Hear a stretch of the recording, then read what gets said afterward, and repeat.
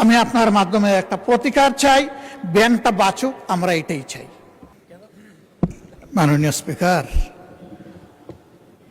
এত গুলি কামানের পরে মাত্র 8 মিনিট। আপনাকেও কামান দেওয়া হবে, বলতে থাকেন।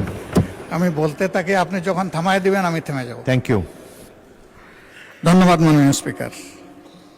নোটিশটি উত্থাপন করেছিলাম জনস্বার্থে। বক্তব্য সবাই যখন দেয় জনস্বার্থেই দেয়। আমরা বিরোধী দলের পক্ষ থেকে পর্যন্ত 4 জন কথা বলেছেন, বা 5 জন, আমি এখন বলছি। আমার মূল বক্তব্যে যাওয়ার আগে মাননীয় সংসদ সদস্য এবং স্বরাষ্ট্রমন্ত্রী খুব চমৎকার কিছু কথা বলেছেন, এগুলো একটু স্মরণ করতে চাই আমি। উনি বলেছেন যে shareholder is shareholder. সে কিভাবে শেয়ার হোল্ডার হয়েছে এটা পরে দেখা যাবে। এটা পরে কেন? এটা তো আগেই এক্সপোজ হয়ে গেছে। সারা দুনিয়া জানে, উনি জানেন না। ওনার মতো একজন বিজ্ঞ মানুষ, আমি এটা বিশ্বাস করি না। এই ব্যাংক থেকে উনি একা নিয়েছেন তার নিজের নামেই 82,000 কোটি টাকা, আর তার সমুদয় শেয়ার যেগুলা তিনি কিনেছেন 82% মালিক হয়ে গিয়েছেন, এগুলার মূল্য হচ্ছে মাত্র 12,000 কোটি টাকা। অর্থাৎ তিনি কই তেল দিয়ে শুধু কই বাঁচেন নাই, কইও বাঁচছেন, শোল মাছও বাঁচছেন, এবং সবগুলা ব্যাংক থেকে ডাকাতি করা টাকা। সেই শেয়ারগুলা কিভাবে হস্তান্তর হয়েছে তিনি একটা প্রতিষ্ঠানের নাম এখানে বলেছেন, সবগুলা বলে দিলে ভালো হইতো। এই ধরনের সকল শেয়ার হোল্ডারের উপরে বিশেষ একটা এজেন্সির মাধ্যমে প্রচন্ড চাপ ক্রিয়েট করে তাদেরকে বাধ্য করা হয়েছে তাদের শেয়ার হস্তান্তর করতে। এরা তো হস্তান্তরের জন্য এই শেয়ারগুলা কিনে, তারা যুগ যুগ ধরে এই ব্যাংকের সাথে ছিল এবং যথারীতি এই ব্যাংক সবাইকে স্যাটিসফ্যাক্টরি সার্ভিস দিয়ে চলছিল, ডিভিডেন্ড দিয়ে চলছিল। একটা মাত্র ব্যাংক, যে ব্যাংক তারল্য সংকটে অন্য ব্যাংকেও হেল্প করত, এইভাবে ব্যাংকটা ডাকাতি করে আজকে এটাকে একদম দেউলিয়া করা হয়েছে। এটা করেছে ফ্যাসিস্ট সরকার। উনি কর্মচারীদের নিয়োগের ব্যাপারে কথা বলেছেন। 10,000 কর্মচারীকে নিয়োগ দেওয়া হয়েছে, সামান্য কোনো নিয়ম নীতি মানা হয়নি, পত্রিকায় একটা বিজ্ঞপ্তি দেওয়া হয়নি। এই ব্যাংকের সমস্ত অতীত ট্রেডিশন ব্যাক করে কোনো পরীক্ষা ছাড়াই তাদেরকে নিয়োগ দেওয়া হয়েছে। একটা কাগজে কেউ না কেউ সই করে দিয়েছে, এইটাই তার নিয়োগ লেটার। মাননীয় বিরোধী দলের নেতা, আপনি ভালোই বলছেন, কিছুটা অস্পষ্টতা আমার কাছে মনে হয় যে তিনি বলতে কাকে আপনি মিন করছেন, আর যেই আমলে এভাবে নিয়োগে বৈষম্য করা হয়েছে, অবৈধভাবে নিয়োগ দেওয়া হয়েছে, সেটা কি ফ্যাসিস্ট আমলে নাকি ইন্টারিম সরকারের আমলে? ক্লিয়ার করে বললে সবাই উপকৃত হবে। জি জি, এটা ফ্যাসিস্ট আমলে, কিন্তু সালাউদ্দিন সাহেব একটা অংশ এনেছেন, আর একটা অংশ আনেন নাই। সরকার পরিবর্তন হওয়ার পরে 5 আগস্টের পরে আমরা যতটুকু জানতে পেরেছি যে তাদের সকলকে আবার পরীক্ষায় আসার জন্য ইনভাইট করা হয়েছিল, যে আসেন, বিনা পরীক্ষায় আপনারা চাকরি নিয়েছেন, মিনিমাম নিয়মটা মানে এখন আপনারা চাকরিতে ফিরে আসেন। তারা কেউ আসেনি। কেন তারা আসলো না? এরপরে এই ব্যাংকটা 1983 সালের নভেম্বরে 3টা শাখা দিয়ে বাংলাদেশে তার কার্যক্রম শুরু করে। ঢাকার লোকাল ব্রাঞ্চ মতিঝিলে, আগ্রাবাদ, চিটাগাং, সিলেট, তালতলা। পর্যায়ক্রমে তাদের সততা, দক্ষতা, আমানতদারি এবং গ্রাহকদের প্রতি তাদের সেবার মান, এগুলার কারণে অনন্য উচ্চতায় এই ব্যাংকটা চলে যায়। তিনি যে সমস্ত অভিযোগ আনলেন, যে কোনো একটা দলের দিকে ইঙ্গিত করে, একেবারে নাম বলে দিলেই পারতেন জামাত ইসলামী। তিনি বলছেন যে মাঝে মাঝে নেকাব খুলা ভালো, এটাও খুলে দিতেন। এখানে নেকাব রাখলেন কেন উনি? যে এখান থেকে 700 টাকার একটা কি জানি 700 কোটি টাকার লোন কে নিয়েছে, এইটা কোনো একটা দলের নির্বাচনী ফান্ডিং করা হয়েছে। আমি এটা পরিষ্কার জানতে চাই উনি জামাতকে এটার দ্বারা মিন করেছেন কিনা। যদি উনি মিন করে থাকেন, I am taking absolute challenge.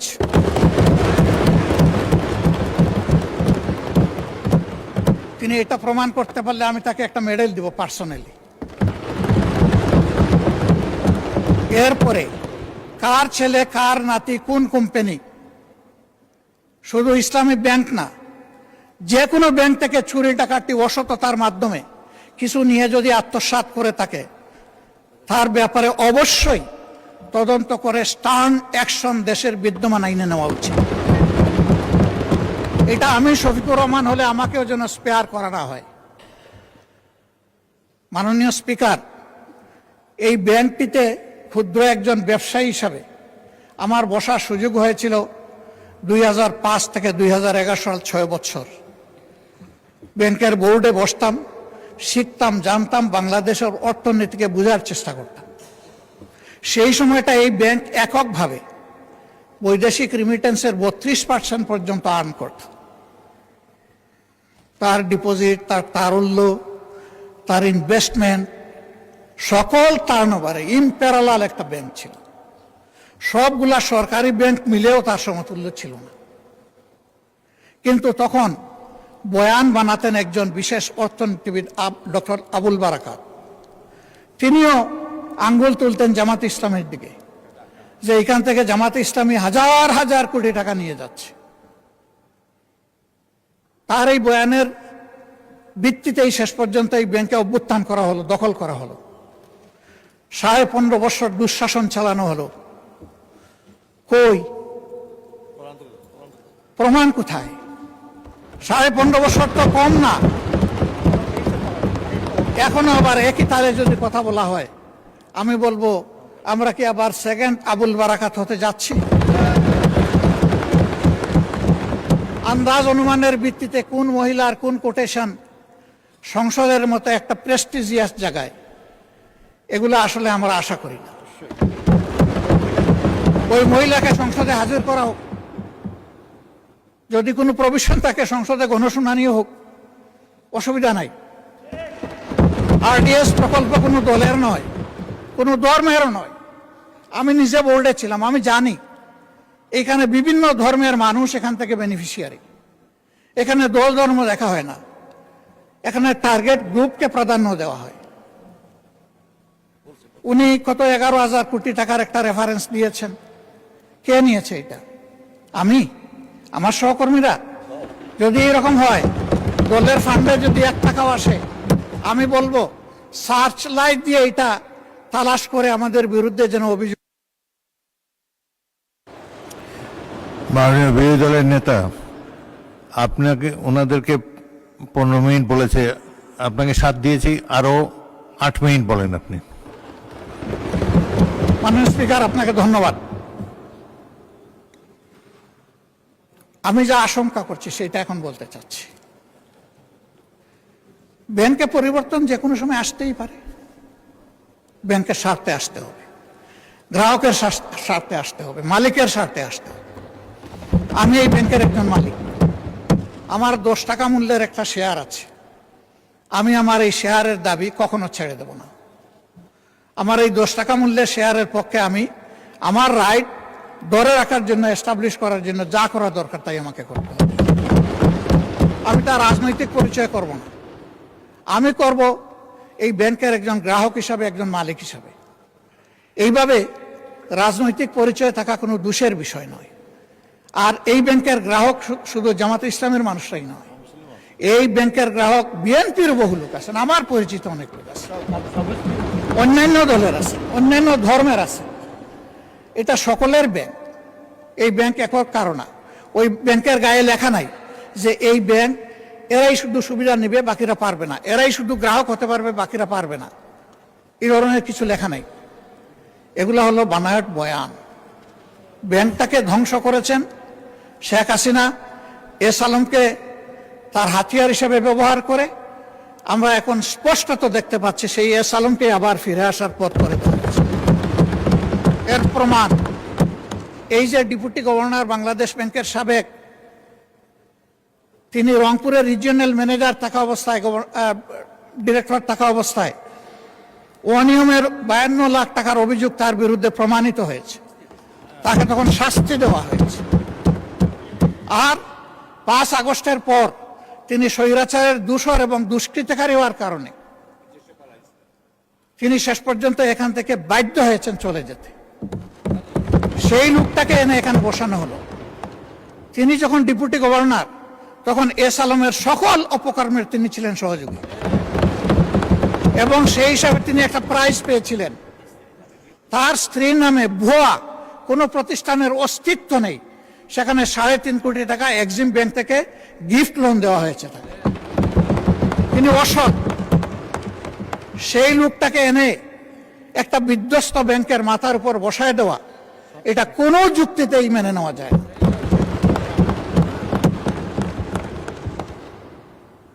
সরকার অবশ্যই সবকিছু চালাবেন, ক্রেডিট হলেও সরকারের, ডিসক্রেডিট হলেও সরকারের, কিন্তু জনগণের পারসেপশনটা কি এই ব্যাংক নিয়ে, এটা অবশ্যই সরকারকে বিবেচনায় নিতে হবে আমি মনে করি। সরকার বিবেচনায় নিলে দেশ লাভবান হবে, জাতি লাভবান হবে। ইসলামী ব্যাংক কোনো কারণে যদি আরো ক্ষতিগ্রস্ত হয়, আমি ব্যক্তিগতভাবে মনে করি বাংলাদেশের অর্থনীতি মাটির সাথে বসে যাবে। আস্থার এটি একটা পিরামিড। এই পিরামিড হেলে পড়লে অথবা বিধ্বস্ত হয়ে গেলে ব্যাংকিং ব্যবস্থার উপরেই মানুষের অনাস্থা তৈরি হবে, এবং এই অনাস্থা বাংলাদেশের জন্য কোনো ভালো বার্তা বয়ে আনবে না। যারা রিমিটার, তাদের কষ্টে অর্জিত টাকা বাংলাদেশে পাঠায় পরিবারের জন্য, দেশবাসীর জন্য, তাদের মধ্যে এখন অস্থিরতা তৈরি হয়েছে। আমি হজের সফরে মাত্র 11 দিনের জন্য গিয়েছিলাম। সেখানে এই ব্যাপারে অনেকের উদ্বেগ, সরাসরি প্রশ্ন শোনার সুযোগ পেয়েছি। এতে দেশের অর্থনীতি ক্ষতিগ্রস্ত হবে। রেমিটেন্স প্রবাহ যদি বাধাগ্রস্ত হয়, আমাদের মাত্র 2টা সোর্স, একটা রেমিটেন্স আর একটা হচ্ছে আরএমজি। আরএমজিও এখন বিভিন্ন চ্যালেঞ্জের ভিতর দিয়ে অতিক্রম করছে। রেমিটেন্সও যদি বিপদে পড়ে যায়, তাহলে আমাদের দেশের অর্থনীতিটা গিয়ে কোথায় দাঁড়াবে মাননীয় স্পিকার? এই সবগুলোই তো আমরা বিপদে পড়ে যাব। এই জন্য আমরা অনুরোধ করব, জোর জবরদস্তি করে যাদের কাছ থেকে এই শেয়ারগুলা ডাকাতি করে নিয়ে যাওয়া হয়েছিল, অনতি বিলম্বে সসম্মানে সেই মূল্যেই তাদের কাছে আবার শেয়ারগুলা ফিরিয়ে দেওয়া হবে। এরপরে সরকার সকল নিয়ম কানুন মেনে বোর্ড গঠন করবে, পরিচালনা করবে, আমাদের পূর্ণ সমর্থন থাকবে। এই ব্যাপারে আমাদের কোনো আপত্তি থাকবে না। সন্তান তার মায়ের কুলেই তো নিরাপদ। ওরা তো সৎমা হয়ে এসেছিল, ওদের কোনো দরদ ছিল না, ওরা ডাকাতি করেছে। এখন আবার যদি অসৎ লোকদেরকে দিয়ে এই ব্যাংক পরিচালনা করা হয়, যা আছে তাও শেষ হয়ে যাবে, উধাও হয়ে যাবে। আমাদের উদ্বেগটা এই জায়গায়। তখন যখন এই সমস্যা দেখা দিয়েছিল, মাত্র 4 দিনে ওখানে 70,000 কোটি টাকা ব্যাংক থেকে মানুষ উত্তোলন করে ফেলেছিল। আমরা একটু অনুরোধ জানিয়েছিলাম একজন গ্রাহক হিসাবে, ছোট্ট একজন মালিক হিসাবে, একটু ধৈর্য ধরুন, ব্যাংকটাকে বাঁচতে দিন। থেমে গিয়েছিল। এখন কি বলবো মানুষকে? এখন তো বলার কিছুই খুঁজে পাচ্ছি না। এই জন্য আপনার মাধ্যমে আমি মাননীয় প্রধানমন্ত্রীকে বিশেষভাবে অনুরোধ করব, বিষয়টা নিয়ে তিনি যেন সিরিয়াসলি ভাবেন। কোনো পূর্ব ধারণা থেকে নয়, বাস্তবতার ভিত্তিতে এই ব্যাংকটাকে বাঁচাতে হবে।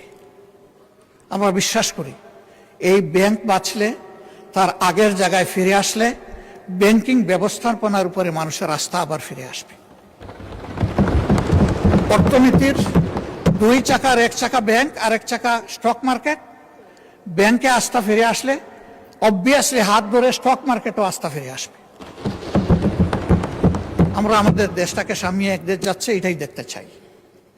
আর লেম এক্সকিউজ এবং ব্লেমের যে বিষয়গুলো এখানে চলে আসে, এটা থেকে আল্লাহর কাছে আশ্রয় চাই। অলরেডি 5টা ব্যাংকের গ্রাহকরা রাস্তায় রাস্তায় ভিক্ষুকের মতো ঘুরছে। তারা তাদের বিনিয়োগের কোনো রেজাল্ট পাচ্ছে না, তারা তাদের আমানত ফেরত পাচ্ছে না। আবার যদি সর্ববৃহৎ ব্যাংকের একই বিপর্যয় ঘটে, তাহলে আমরা গিয়ে কোথায় দাঁড়াবো? মাননীয় স্পিকার, আজান হয়ে গেছে, আমার কথা আমি এখানেই শেষ করলাম। আমি আপনার মাধ্যমে একটা